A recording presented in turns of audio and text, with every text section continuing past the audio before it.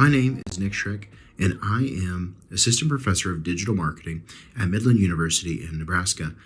I have a few passions in my life, family, friends, service, but also social media.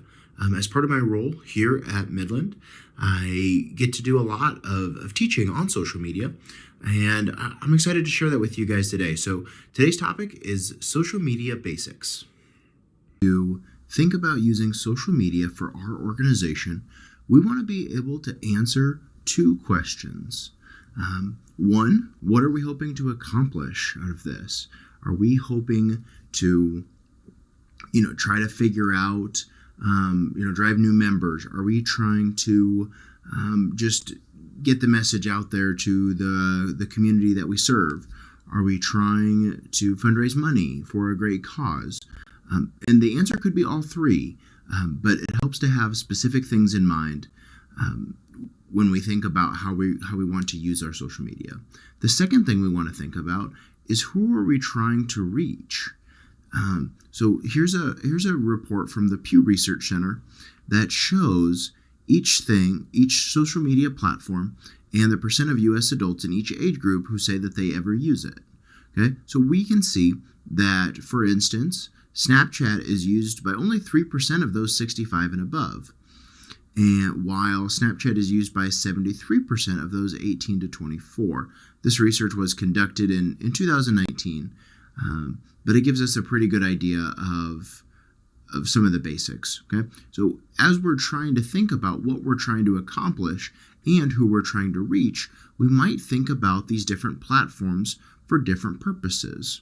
And so we're going to go through some of those platforms today, and then how we can design for those platforms. So I think that that'll be important to us.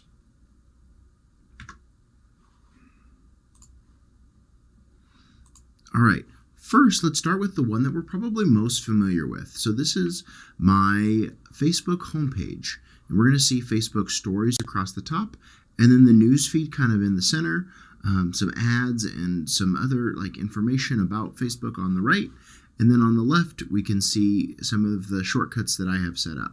Okay? So I actually am the administrator for the Nebraska-Iowa District of Circle K page, and so Facebook is unique in that it requires you to have an individual account before giving you access to create a page, which is like an organizational account.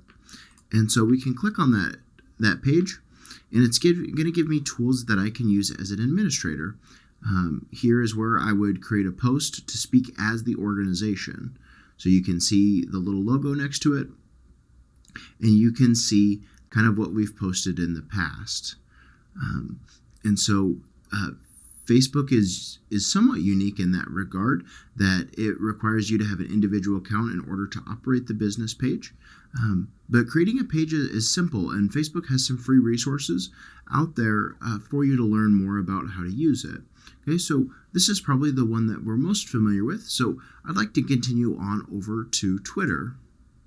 And on Twitter, you can see that this is my personal newsfeed, and you can see that the items in the middle, once again, we have that feed kind of feel. You can see some suggestions along the right, and then on the left we have that sort of control panel area. And for a business account, this doesn't look a whole lot different. And so for Twitter, you would create a separate Twitter login, okay, for an organizational page. And I think that helps make things a little bit cleaner, a little bit easier to figure out which one you're posting as. Sometimes as Facebook, it can be kind of tricky to figure out, are you posting as you or are you posting as the organization?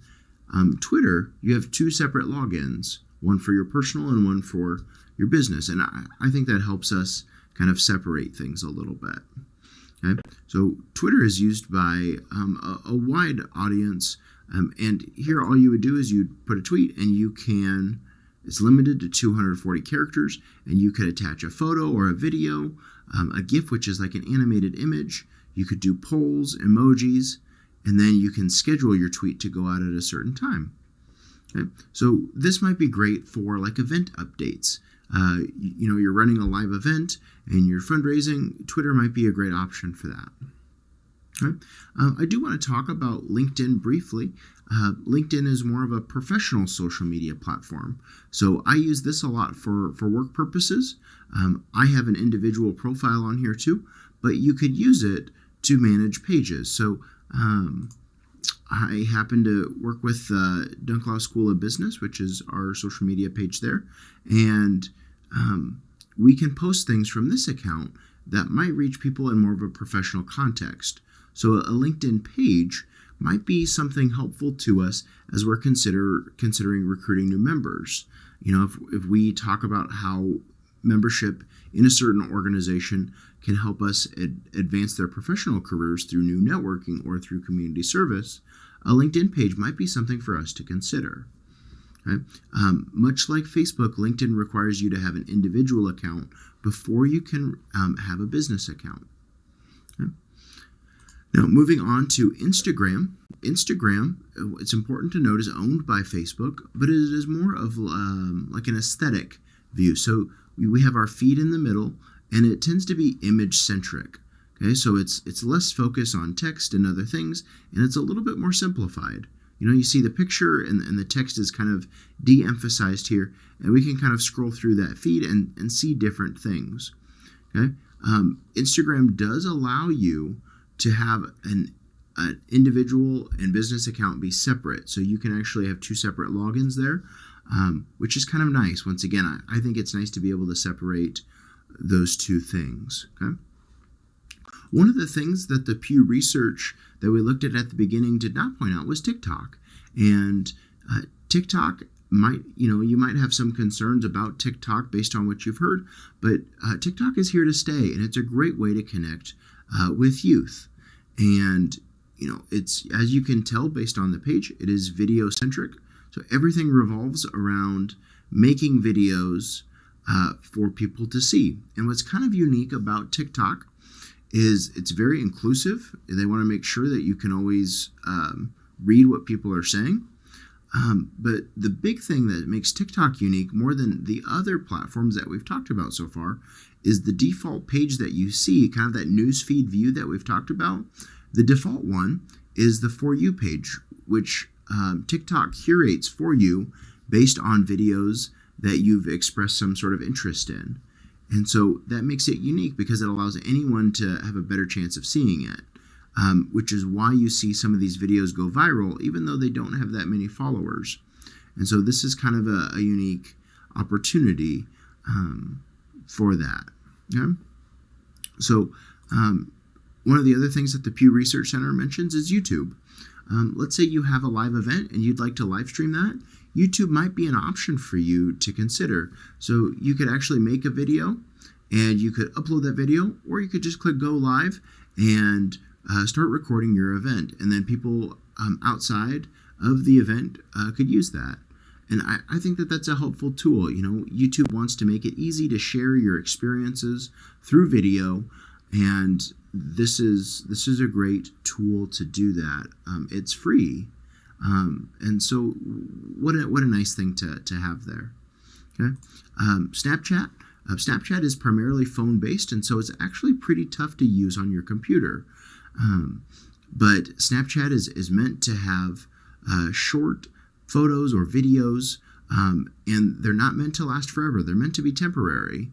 And so maybe you use Snapchat as a club to remind people of, hey, here's the work that we're doing today, or here's the updates that we've made throughout on this project. But we will also want to be conscious and know that the videos and photos that we're sending through Snapchat are not meant to be there forever. So we might, depending on our use for those photos and videos, we might decide to save them somewhere else too. That way we could post them on other social media platforms that we want to see down the road. Okay? So we've talked a lot so far about what the different platforms are and how they might be used in your organization. But I think it's also important to be able to design for those platforms. Okay, so I just want to point out one free tool. There are so many great free tools out there. Canva is one of them. I think it's one of the most commonly used ones. It has a freemium kind of business model where you can use a lot of the tools for free. And then if you decide that you need to pay for something, you can choose to do that, or you could choose not to. Adobe Spark is another free tool that I like. But I think Canva is just a little bit more simple. And like I said, it's a little bit more commonly used. And so I created a Canva account. Once again, it's free. And I might think that I want to create a post for Instagram. Okay, once again, we mentioned that Instagram is pretty visually appealing is what it's kind of geared toward. And so I might click on the social media thing, and I want something for my Instagram post. So I could click on Instagram post, and it is automatically going to create for me something that is perfectly sized for Instagram. And it's going to give me a template. And so I could put, here's a photo right here, okay? And I can adjust the different pieces of this photo.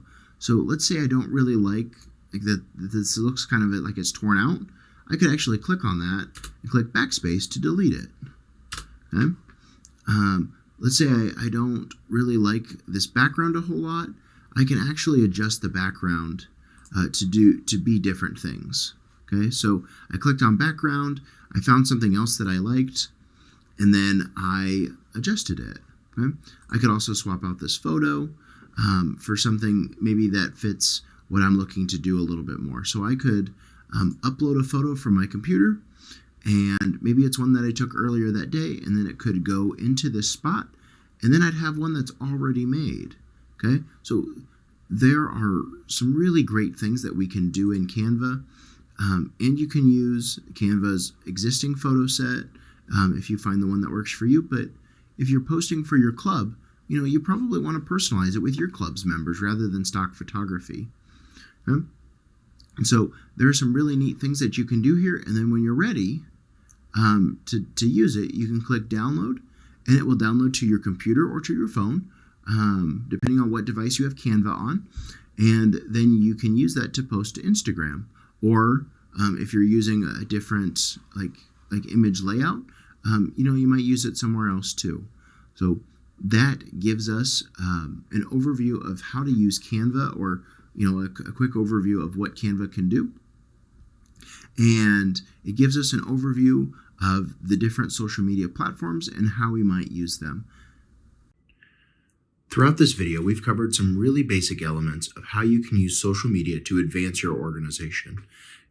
As a consumer or an individual user, I've used social media to further my knowledge on certain topics. But as a teacher and as a Kiwanian and as a small business owner myself, I use social media to help those organizations accomplish their goals. And I'm excited to see how these basics can help you accomplish the goals for your organization. There's an accompanying activity that I hope that you can use to continue your education on the topic. And I am so excited to see everything that your organization does on social media. Please feel free to share it with me. I'm looking forward to it.